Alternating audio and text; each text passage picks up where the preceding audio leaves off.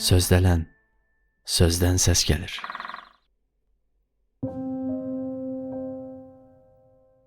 Sözdələndə Azərbaycan Cümhuriyyətinin qurucularından biri olmuş Məhəmməd Əmin Rəsulzadənin bir məktubu haqqında sənə danışıram. Rəsulzadə bu məktubunu Polşa ordusunun zabiti Edmund Xaraşkeviçə yazmışdı. Məktub və yazılma səbəblərini izah edən mətn Çapar dərgisində dərc olunub.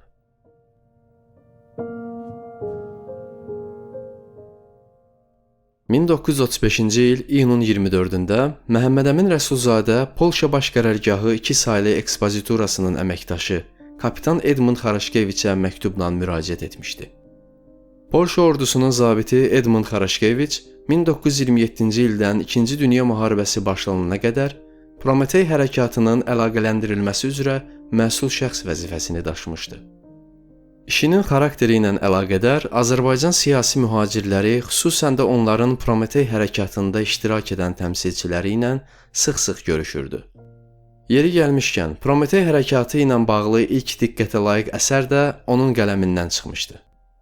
İkinci Dünya müharibəsinin başlanması və Polşanın işğalından sonra Parisdə sığınacaq tapan Xaraşkeviç, Polşa xüsusi xidmət orqanlarının SSR-ni daxildən parçalamaq və dağıtmaq cəhdləri ilə bağlı kitab qələmə almışdı.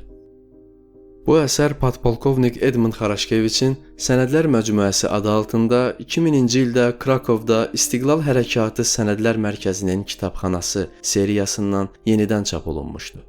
Əsəri nəşrə hazırlayan müasir polyak tarixçiləri Andrzej Grivaç, Marcin Kivyeçin və Grzegorz Mazur ona geniş müqəddimə və əhatəli şərhlər yazmışlar.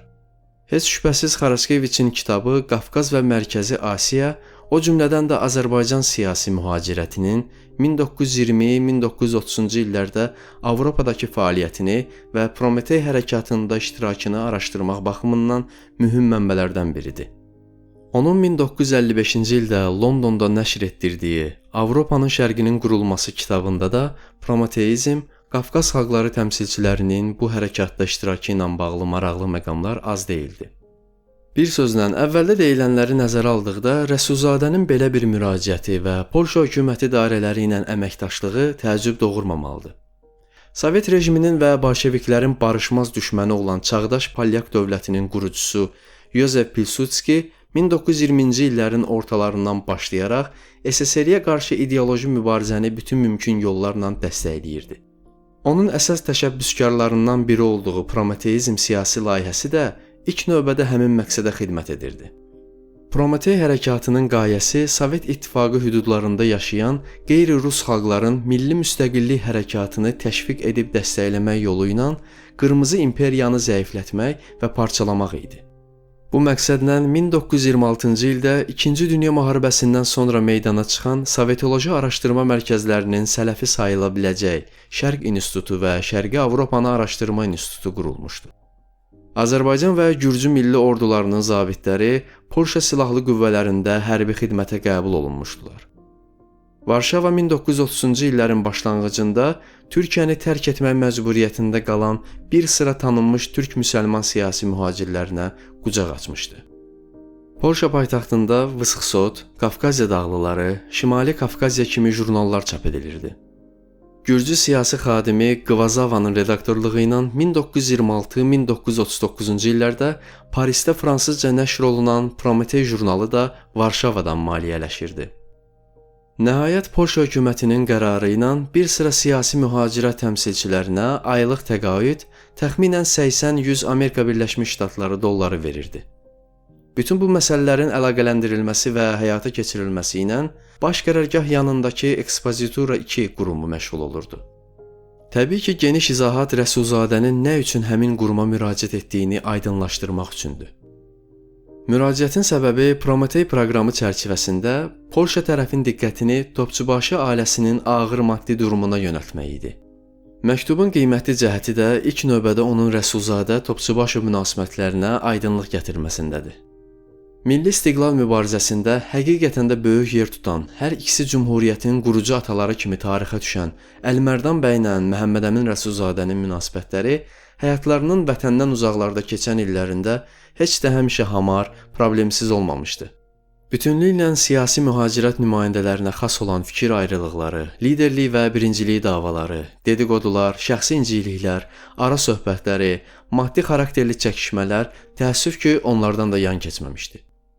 1922-ci ilin sonlarında həm yaş, təcrübə, intellekt, nüfuz, həm də rəsmi status baxımından Azərbaycan siyasi müxalifətinin şəksiz lideri sayılan Əli Mərdan bəy əqidə yoldaşının bolşevik cəhənnəmindən xilas olmasını böyük sevinc hissi ilə qarşılamışdı. Bunu 1922-ci il sentyabrın 12-sində Ceyhun bəy Hacıbəyliyə yazılmış sətirlərdən də sezmək mümkündür. Məhəmmədəmin Rəsulzadə indi Helsingforsdadır. Ondan bir neçə məktub almışam. Cavabında pasport və telegram yolladım. Bir müddət əvvəl özü də Helsingforsda olan və görüşmək üçün dünən mənə baş çəkən Sədri Məqsudinin dediyinə görə tezliklə Parisə səfər etmək niyyətindədir.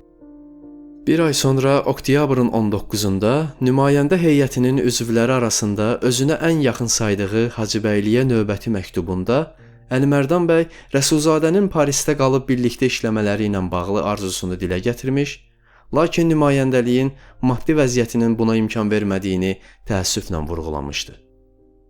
Sizin məktubunuzdan əvvəl Məhəmməd Əminin Visbadenə gəlməsi haqqında tələbə balağa yazmışdı. Mənim orada olduğum vaxtda gəlib çıxmadığına çox təəssüflənirəm. Doyunca danışardıq. Ona Berlinə pulla bağlı eyhamlarına cavab verən məktub göndərdim. Soruşdum ki, bundan sonra nə iş görmək istəyir? Berlində hələ uzun müddət qalacaqmı? Viza haqqında indi yox, Helsingforsda olanda yazmışdı. Mən də cavab vermişdim ki, burada həll edərik.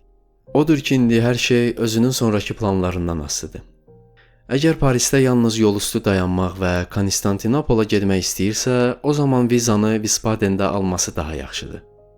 Təəssüf ki, düşdüyümüz indiki şərait Parisdə qalması və bizimlə birlikdə işləməsi haqqında ürəyimdən keçən hərarətli arzunu ona deməyə imkan vermir. Mənim gələcəklə bağlı planım həqiqətən də belədir. Üzünə demək olmasın, Məhəmməd Əmin tam diqqətə və inama layiq bir insandır. Ona görə bir yerdə olmağınızdan faydalanıb, üzərində düşündüyümüz bizi narahat edən bütün məsələlər barədə söhbət aparın, onu Parisdəki danışıqlarımıza hazırlayın. 1923-1926-cı illər Milli Hərəkatın və Cümhuriyyətin iki görkəmli nümayəndəsinin sıx qarşılıqlı əməkdaşlıq dövrüdür. Əli Mərdan bəy Rəsulzadənin redaktorluğu ilə İstanbulda çıxan Yeni Kafkazya jurnalının daimi müəllifləri sırasında yer almışdı. Biri İstanbulda, digəri Parisdə yaşasalar da intensiv məktublaşır, müxalifətin siyasi mübarizəsinin taktika və strategiyası ilə bağlı ardıcıl fikir mübadiləsi aparırdılar. Moskvalı tarixçi Salavat İshakov 20-ci əsr Azərbaycan tarixinin bir çox hadisə və şəxsiyyətlərinə işıq salan həmin qiymətli məktubları toplayıb, geniş müqəddimə, zəruri izah və şərhlərlə 2012-ci ildə çap etdirmişdi. Müəyyən fikir ayrılıqları, ziddiyyətlər əvvəllər də vardı. Lakin onların getdikcə kəskinləşməsi 1928-ci ilin əvvəllərindən başlamışdı. İstanbul-Paris qarşıdurması, milli mərkəz ətrafında qovğalar, rəyasət davası təkcə Əli Mərdan bəylə Məhəmməd Əminin münasibətlərini korlamamışdı. Həm də 10 ilə yaxın bir müddət ərzində Cümhuriyyət hökumətinin Avropada rəsmi təmsilçisi kimi çıxış edən nümayəndə heyətinin parçalanmasına və fəaliyyətini dayandırmasına gətirib çıxarmışdı. Topçubaşov faktiki olaraq təklənmişdi. Lakin Azərbaycanın maraqları, milli hərəkatın keçmişi və gələcəyi qarşısındakı məsuliyyət hissi sonda Cümhuriyyətin bu iki fədaisini şəxsi ambisiyalarını bir tərəfə qoyaraq barışmağa və ümumi mübarizədə səylərini birləşdirməyə vadar etmişdi. Onlar aralarında yaranan siyasi uçurum üzərindən bir-birinə əl uzatmağı, ardıcıllarına nümunə göstərməyi bacarmışdılar. 1934-cü ilin avqustunda Brüsseldə Qafqaz Konfederasiyası paktını Azərbaycan adından birlikdə imzalamışdılar. Hər ikisinin öz siyasi bioqrafiyasında önəmli saydıqları bu mühüm hadisədən 3 ay sonra Rəsulzadə 1934-cü ilin noyabrında Parisdə onun məzarı önündə bu sözləri söyləmək üçün mənəvi haqq qazanmışdı. Bu gün millətimizin yetirdiyi ən böyük şəxsiyyətlərdən birinə əlvida deyirik. Parlamentimizin ilk sədrini Azərbaycan nümayəndə heyətinin möhtərəm başçısını Fransa torpağına əmanət veririk. Təəssüf ki, biz onu ana vətənində dəfn edə bilmirik. Yalnız parlament sədri, nümayəndə heyətinin rəhbəri, Milli Şura üzvü kimi vəzifələrin sadalanması hələ onun bütün xidmətlərinin əhatə olunması deyil. Millətin rifahı və tərəqqisi naminə Əlimərdan bəyin çəkdiyi zəhmətlərin sözlə ifadəsi imkan xaricindədir. Biz Əlimərdan bəyin şəxsində bütöv bir epoxanın təcəssümünü itirdik. İctimai və siyasi həyatımızda özündə bütöv bir nəsli birləşdirən şəxsiyyəti qeyb elədik. Yəqin elə bu hisslərin təsiri altında da Rəsulzadə bəlli bir zaman kəsimində mübarizə dostuna Əlimərdan bəyə münasibətdə yol verilmiş haqsızlıqların günahını onun ruhuna sonsuz ehtiramla, ailəsinə və övladlarına qayğı ilə yumağa çalışmışdı. Məhəmmədəmin Rəsulzadənin Polşa ordusunun zabiti Edmund Xaraşkeviçə yazdığı bu məktub da həmin hisslərin təsiri altında meydana çıxmışdı. Çox hörmətli pan kapitan Xaraşkeviç, pan mayor Dombrovski sizin mərhum Əlimərdan bəy Topçubaşovun ailəsinə bundan sonra da təqaüd verilməsini qeyri-mümkün hesab etməyiniz və təqaüdü kəsmək fikrinə düşməyiniz haqqındakı qərarınızı diqqətimizə çatdırdı. Belə bir qərar bizi çox çətin vəziyyətdə qoyur. Biz milli hərəkatımızda bu qədər görkəmli mövqe tutan, Dəfni Ümumqafqaz həmrəyliyinin nümayişinə çevrilən, mərhumun ailəsinə hər hansı bir şəkildə yardım göstərmək imkanından məhrum oluruq.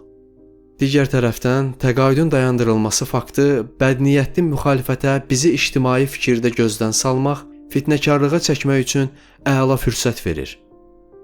Biz isə bildiyiniz kimi çıxıb hər şeyi izah etmək durumunda deyilik.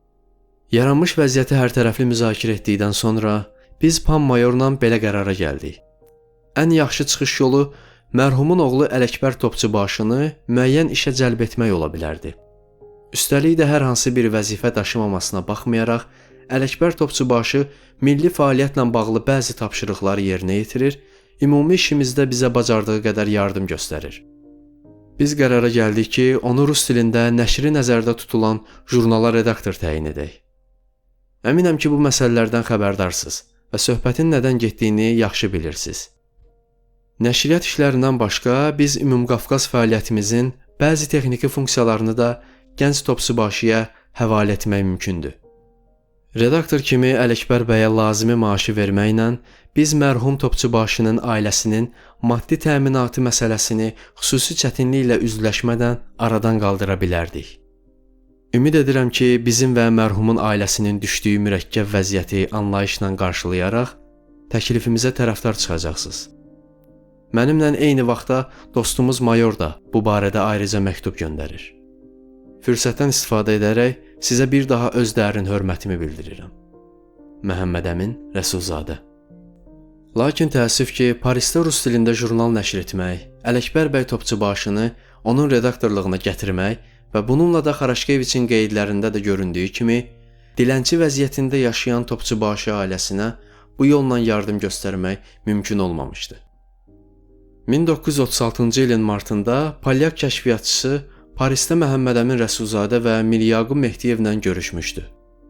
Bu görüş zamanı Əlimərdan bəyin dul xanımının və övladlarının ağır maddi vəziyyəti yenidən müzakirə mövzusuna çevrilmişdi.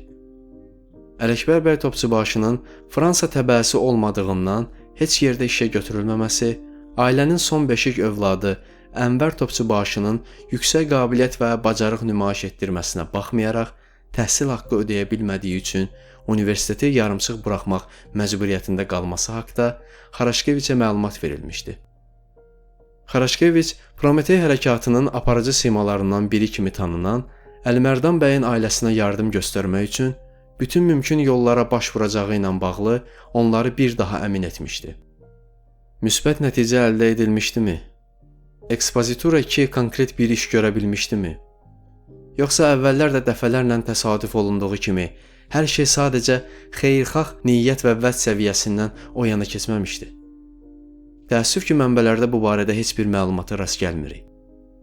Lakin istənilən halda imkanlarının bütün məhdudluğuna baxmayaraq, mübarizə və əməl yoldaşının ağır maddi durumda olan ailəsinə yardım göstərməyə çalışan Məhəmmədəmin Rəsulzadənin nəcibliyi təqdirə layiqdir.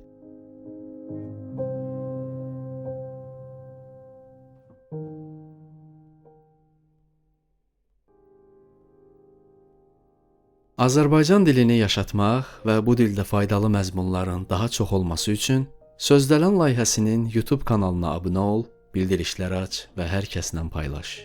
Buraxılışı bəyəndinsə, bəyən düyməsinə basmağı, fikrini şərhlər bölməsində bildirməyi unutma. Sözdələni həmçinin podkast platformalarında da dinləmək imkanın var. Sözdələnə layihənin veb-saytından və Ko-fi platformasından dəstək ola bilərsən.